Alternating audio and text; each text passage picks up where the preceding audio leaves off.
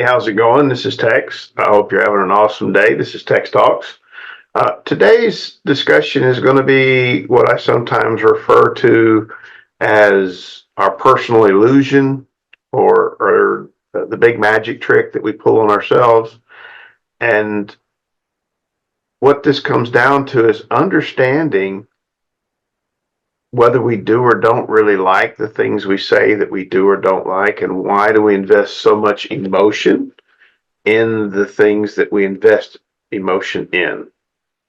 To elaborate, we will go out of our way to convince ourselves we either hate or love something, that if we stand back and rationally look from that large, as I call that 1,000-mile view, looking down, it doesn't make any sense.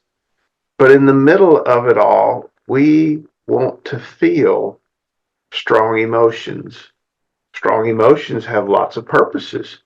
A strong emotion can help you remember something. Sometimes too intense of emotion will make you forget something. Or sometimes too immense of an emotion can cause you not to be able to not think about something. So those emotions have a strong purpose, and they can be the equivalent of having a loaded gun laying around the house. You don't know who's going to pick it up. You don't know who's going to drop it. You don't know when it's going to go off. It can be dangerous. What do I mean? There are times when people will hate something intensely, and if I ask them the reason behind this, what makes up this hate you have for this thing, this person, this situation, they will tell me, "Oh, I just hate it. That's just the way I am."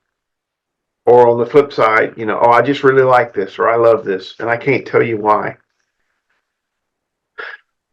Well, we're taught often that we can't control our feelings and our emotions. We can't choose our likes and dislikes. I beg to differ. Sometimes it's possible that we trick ourselves, and this is where I call it the big illusion, the big game. We convince ourselves that we really don't like something when we have no reason to not like it. And in fact, rather than this secondary thing in our head going, we want to not like it or we want to love it. So somewhere in this back end of where we think, this semi-unconscious or even unconscious desire to have this feeling is in there. And then we commit that bias, that confirmation bias, where we convince ourselves it must be true. We really do feel this way because then we find things that agree with this feeling, and we ignore things that disagree. And then we build sort of an illusion of reasons that falls apart like a house of cards.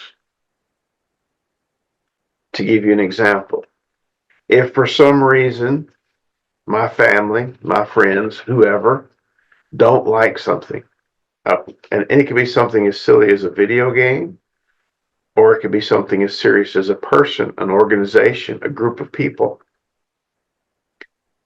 The people around you try to convince you to think like them. You want to think like the people around you many times because that makes you part of a group, and people tend to want to be part of social groups.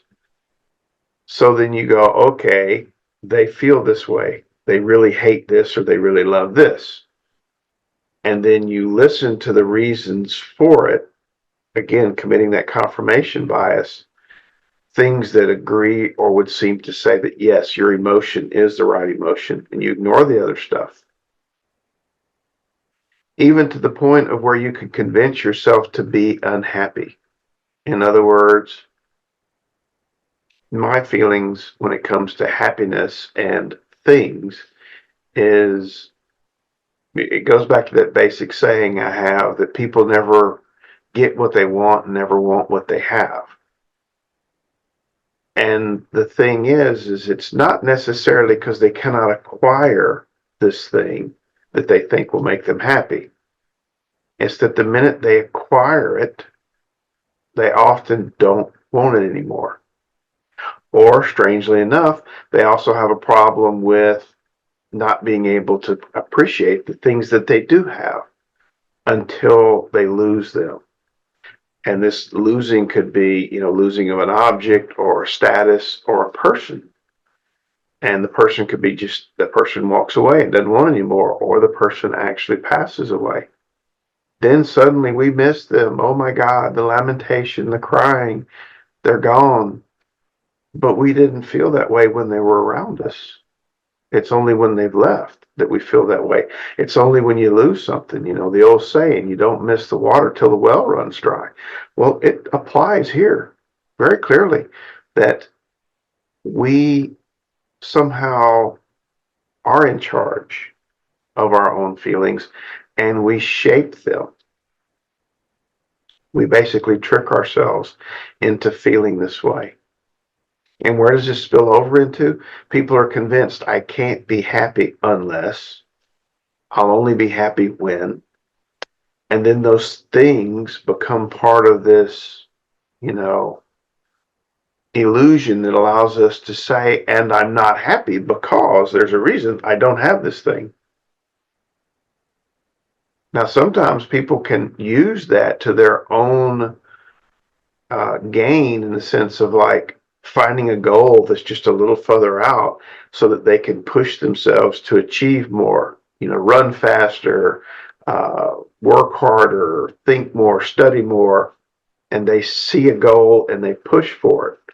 And that could be a benefit unless you pick things that are so far out that you are doomed to fail. There's no way you can reach them. And you do that so that you can then tell yourself, well, I did my best. I can't meet it. It sucks. Life sucks. Everything's horrible. And you have a reason then in your mind for feeling horrible, even though you were the one who created the reason and then hid from yourself the fact that you created it. Now, as always, I put the caveat in there that please don't think that I'm throwing this out and saying that you're responsible for something that happened on the other side of the world and some tragic event or something. There are things that are beyond your control. But I would also say that many times those things that are beyond your control, you don't have to have an emotional attachment to. You don't have to have an emotional attachment to about anything. But sometimes we feel we need to. Where does this create a problem?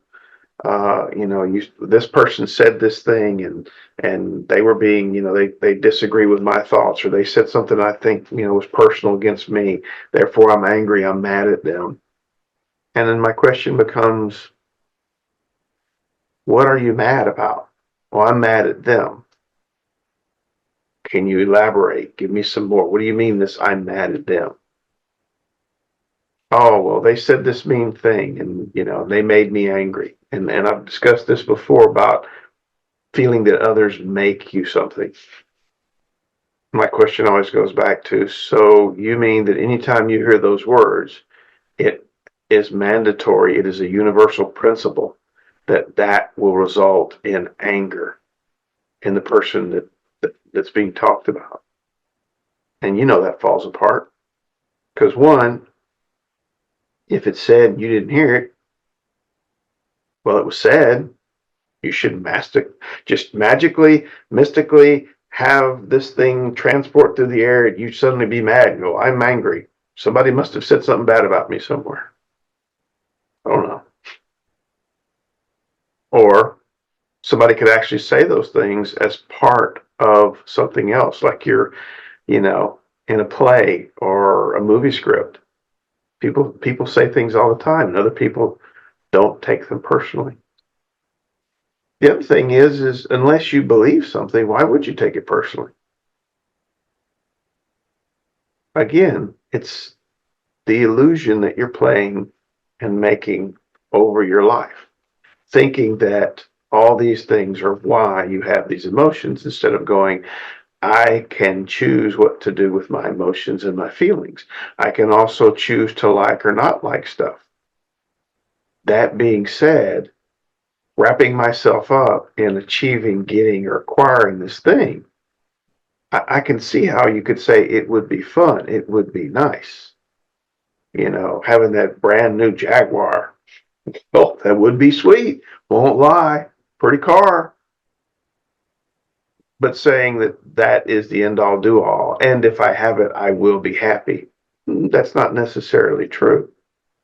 In fact, many of the things that you think you want to be happy will actually make you quite miserable once you acquire them. And sometimes you can say that pretty reasonably it's beyond your ability to acquire it, and you pick something that would intentionally make you feel miserable. And then people go, well, why would someone do that? Maybe the misery is comfortable. Maybe the feeling they want is comfortable. Or maybe they want to feel that way and they need to justify it. That's why I call it an illusion. Most of these things, if you sit down and calmly, rationally take a bird's eye view to, it's not as important as you think. It's not as big as you think. And the intensity of the emotion that you're throwing at it is a choice. So it's a game we play with ourselves. It's a game where we hide our own true feelings, or we pretend there's something else. We basically lie to ourselves until we believe our lie. So that's why I ask you to take a moment and think about those things, about why you're so angry at something in the world, or even yourself. And is it really reasonable to feel that way? Or in the end, does that thing matter at all? And what really matters is you understanding how you think, how you cope, and what you can do about it. Okay. So I hope that helps some to get a grip on the things that are happening in your life, something to think about.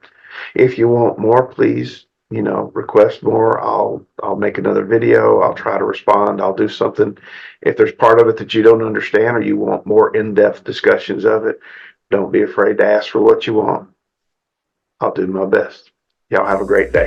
Thank you.